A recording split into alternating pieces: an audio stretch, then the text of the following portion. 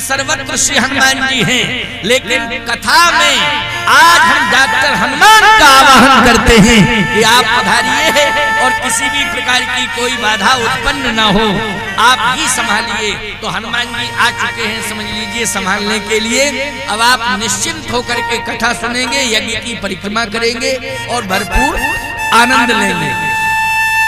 तो चर्चा में कर रहा था कि कथा में इतने प्रकार के नियम रखने की जरूरत है। अब आप सुनिए जरा, भगवान शंकर कितने ऊंचे पद पर बैठे हैं, कितने ऊंचे पद पर बैठे। कहा शंकर भगवान विश्वनाथ हैं। क्या है? विश्व के नाथ। बोलो भैया, सबसे ऊंचे पद पर बैठे कि नहीं बैठे? राष्ट्रपति राष्ट्र का नाथ होता है नहीं? ग्राम प्रधान गांव का मालिक माना जाता है, प्रथम नागरिक होता है। मुख्यमंत्री प्रदेश का नाथ होता है, प्रधानमंत्री, राष्ट्रपति, ये सब देश के नाथ हैं। लेकिन मैं आपसे एक बात पूछ रहा हूं, पूरे विश्व का नाथ अगर संसार में कोई है, पूरे विश्व का नाथ, तो बोलो भोले बाबा है कि नहीं? भगवान शंकर। इसलिए विश्वनाथ विश्वनाथ ममनाथ पुरारी,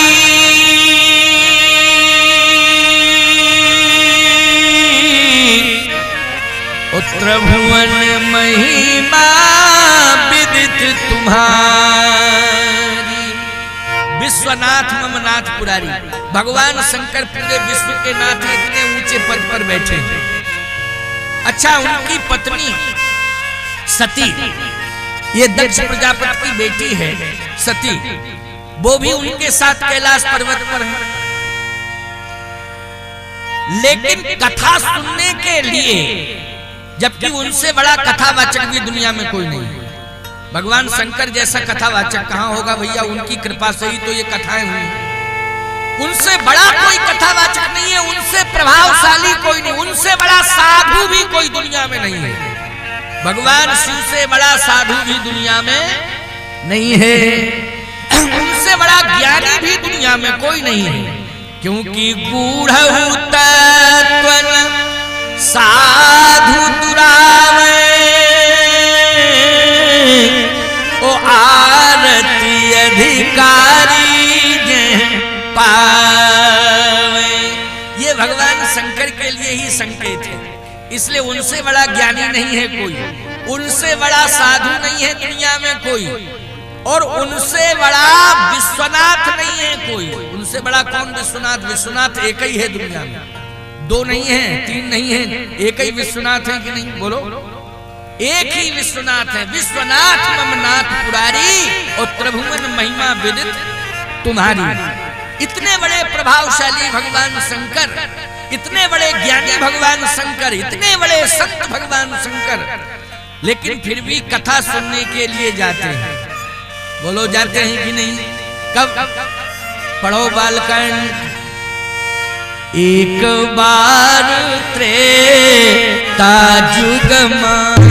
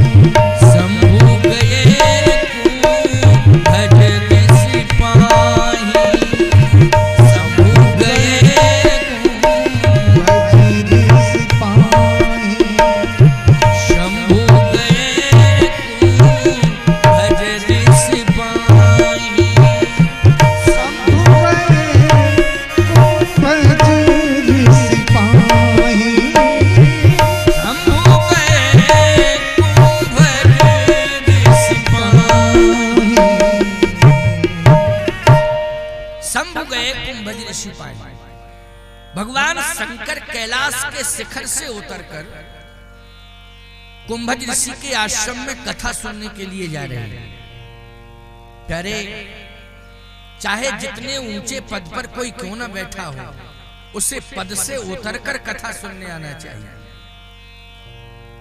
चाहे कोई जमींदार हो, चाहे कोई चौकीदार हो, चाहे कोई अधिकारी हो, चाहे कोई पंडित पुजारी हो, चाहे जितना बड़ा अधिकारी हो, लेकिन यदि कान में ये शब्द पहुंच जाए कि कथा हो रही है, उसे अवश्य ही जाना चाहिए कथा सुनने के लिए।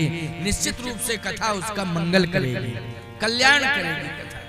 भगवान शंकर ने तुरंत कहा सती जी से, चलो मेरे साथ। सती जी ने कहा, कहां जाना चाहते हैं आप? कहे, कथा सुनने। सती जी बोली, आपसे बड़ा कथावाचक दुनिया में कोई है ही नहीं, परंतु मैं ये जानना चाहती हूँ कि वो कौन कथावाचक है जो आपको कथा सुनाने की हिम्मत बना चुका है। अच्छा, कभी कभी लोग कह देते हैं ना, अरे आपसे बढ़िया कथावाचक कौन है, और आप कथा, दुनिया आपकी कथा सुनती, आप किसकी कथा सुनेंगे?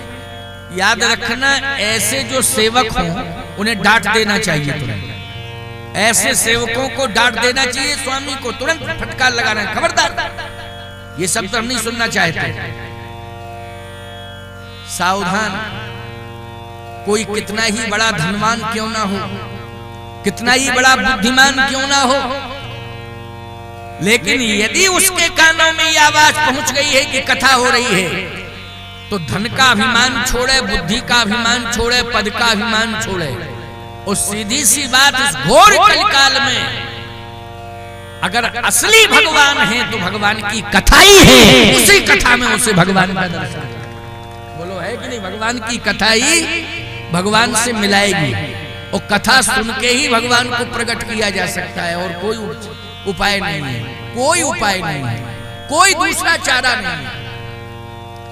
तो भैया महत्वपूर्ण बात बता रहा हूं, आपको ध्यान से सुनते जाना कि भगवान शंकर ने सती से कहा, सती ये बात कहने की आवश्यकता नहीं है, तर्क मत करो कि कौन वक्ता है, कहां जा रहे हैं, आपसे बड़ा वक्ता कोई है नहीं। सती जी ने कहा, नहीं, फिर भी मैं जानना चाहती हूँ कि आप कथा सुनने के लिए जा रहे हैं, तो जा कहाँ रहे हैं? भगवान शंकर ने कहा, समुद्र के किनारे जा रहा हूँ, दक्षिण भारत में। अब कल्पना करो भैया, कहा उत्तर भारत में, उत्तर भारत में हिमालय, कैलाश, उत्तर भारत में, और उत्तर भारत से चल के जा रहे हैं दक्षिण भारत में। बोलो, जा रहे हैं ना? अच्छा, क्या करने जा रहे हैं? बोले, कथा सुनने जा रहे हैं दक्षिण भारत में। इसका मतलब है कि कथा के प्रति, बोलो, देवों को नहीं, महादेव को भी प्रेम है कि नहीं? महादेव को प्रेम है। एक बार एक सज्जन मुझसे बोले महाराज जी, यज्ञ में ही मैं गया था, यज्ञ में, कहे महाराज यज्ञ हो रहा है तो कथा की क्या जरूरत है, और कथा हो रही है तो यज्ञ की क्या जरूरत है? या तो कथा हो या यज्ञ, यज्ञ में कथा, कथा में यज्ञ, ये बात समझ में नहीं आ रही है। मैंने कहा, ऐसा है, वैसे तो श्रद्धा पूर्वक तुम्हें सुनना चाहिए कथा, और श्रद्धा पूर्वक यज्ञ की परिक्रमा करना चाहिए, लेकिन अगर तुम पूछ ही रहे हो तो मैं बता देता हूं, यज्ञ में कथा की जरूरत है, कथा में यज्ञ की जरूरत है। कैसे? मैंने कहा, यज्ञ में देव आ जाते हैं, क्योंकि यज्ञ का संबंध देवों से है और कथा का संबंध महादेव से है, इसलिए कथा महादेव की, यज्ञ। तो भाई आनंद हो गया कि नहीं? देव और महादेव, ये कथा महादेव की है, बोलो है कि नहीं? महादेव जी की वाणी है, ये महादेव की कथा है। रचि महेश निज मानस राखा,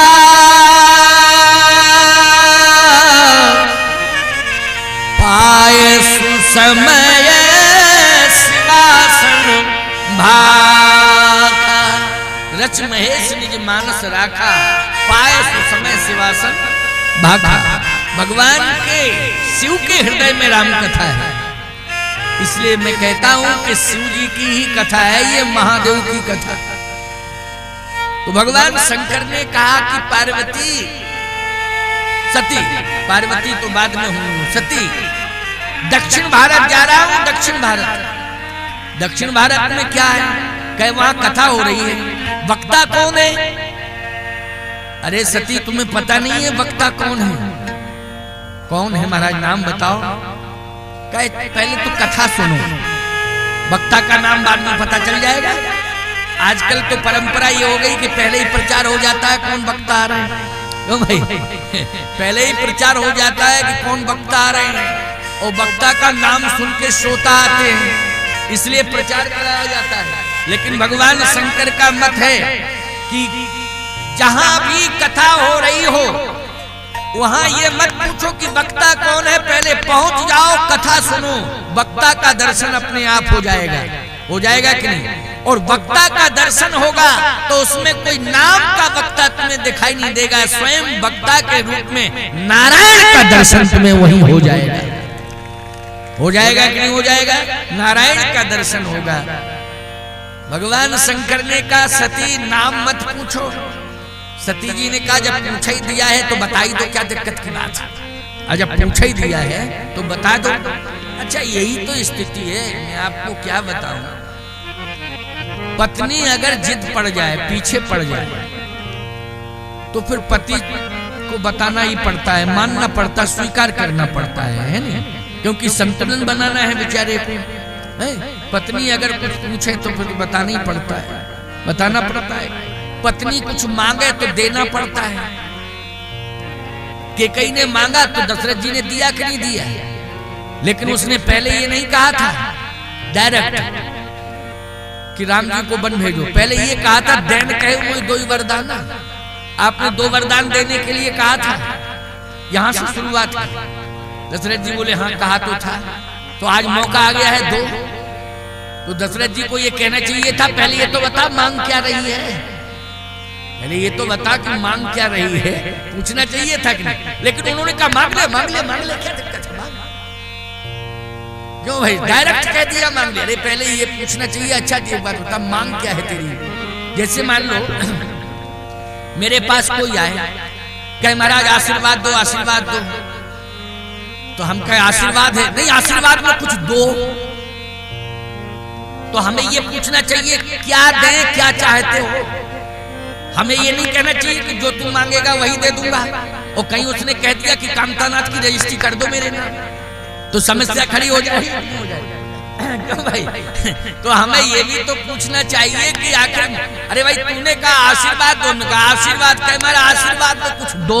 अरे तो बता तो दे क्या चाहिए तुझे, मेरे पास जो होगा वही तो दे पाऊंगा, तो पूछ लेना चाहिए। तो दशरथ जी ने ये पूछा नहीं था कि क्या मांगना चाहती है, क्या चाहती है। देन कहे वो 2 ही वरदान के कहीं ने कहा, दशरथ जी ने कहा मांग ले जो मन में हो सो मांग ले। अब मन में था यही मांग लिया तो गड़बड़ हो गया ना। तो कहने का तात्पर्य मेरा यह है कि सती जी बार बार भगवान शंकर से कह रही, तो शंकर जी ने कहा कि अब तुम पीछे ही पड़ गई हो तो हम बताए देते हैं। हम जा रहे हैं दक्षिण समुद्र के तट पर, वहां कथा हो रही है, उत्तर भारत से दक्षिण भारत, लेकिन कथावाचक का नाम है कुंभज। सती जी ने कहा कि कुंभज, कुंभ नाम होता है घट का। हाँ घट का होता है। सती ने कहा कि वो कुंभ है, इसका मतलब है कि कुंभ में पानी भरा जाता है तो वो सीमित होता है। क्यों भैया? कुंभ में कुंभ सीमित होता है, घड़ा सीमित होता है कि नहीं? घड़े की क्षमता जितनी होती उतनी उसमें पानी आता है, लेकिन समुद्र में कितना पानी आता है, जितनी क्षमता हो पानी की, जितना आ जाए वो सबको स्वीकार कर लेता है कि नहीं? समग्र नदियां, अब आप कल्पना करो, इतनी क्षमता है समुद्र में कि स्वयं में अपरिमित जल है, भारी जल भरा है, लेकिन जितनी बरसात का पूरा पानी, नदियों का पूरा पानी, ईमानदारी से बताओ, सबको स्वीकार कर लेता है कि नहीं? इतनी क्षमता है कि नहीं? अपरिमित जल है, अपरिमित क्षमता।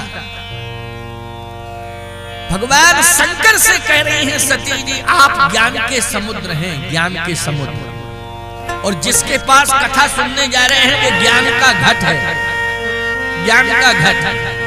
अब हमारी समझ में ये नहीं आ रहा स्वामी के घड़े को समुद्र के पास जाना चाहिए कि समुद्र को घड़े के पास।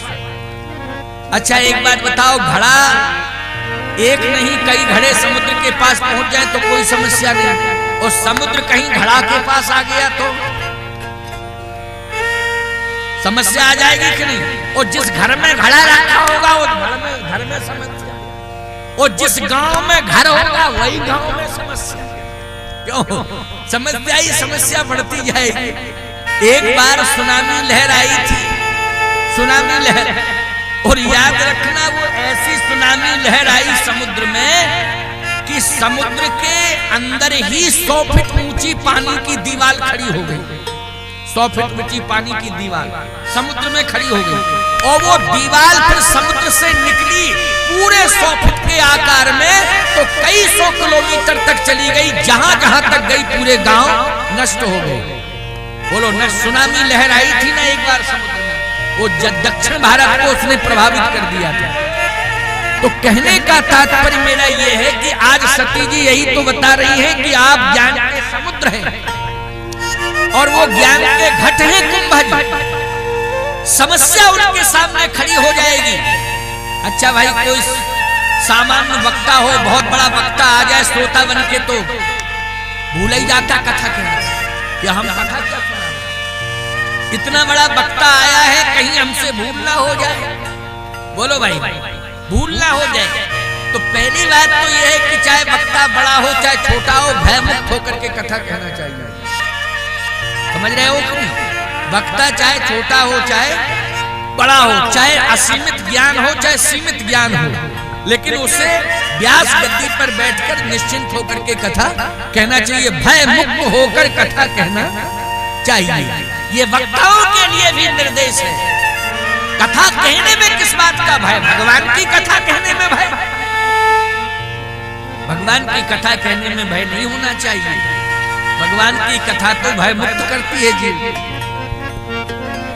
सती जी बार बार कह रही है कि जो कथावाचक है ना कुंभा जी, पहली बात तो यह है कि समुद्र अगर घड़ा के पास पहुंचा तो घड़ा ही गड़बड़ा जाएगा।